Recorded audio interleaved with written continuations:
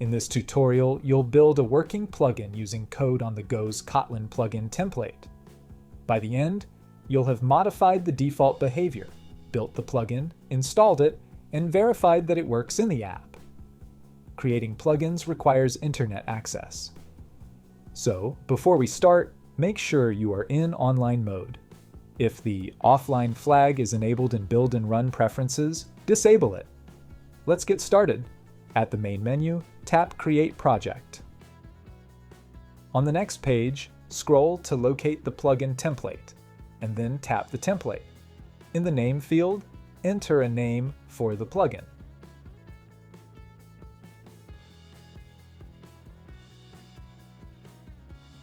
In the description field, enter brief information about the plugin.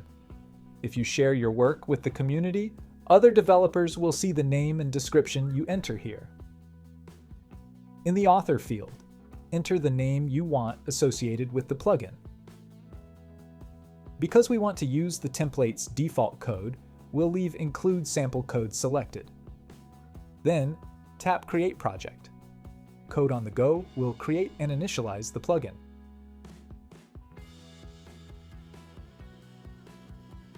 In the file tree, we see that there's a main activity Kotlin file and a fragments folder with a default fragment.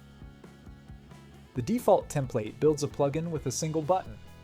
Currently, the button displays action performed when you press it. We're going to change that message to something else. So, first, we'll open the fragment.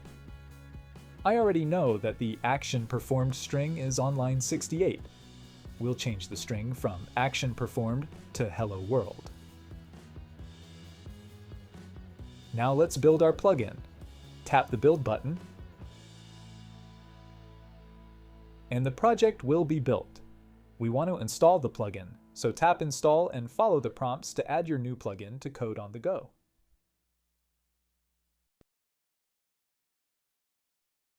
Let's open a different project.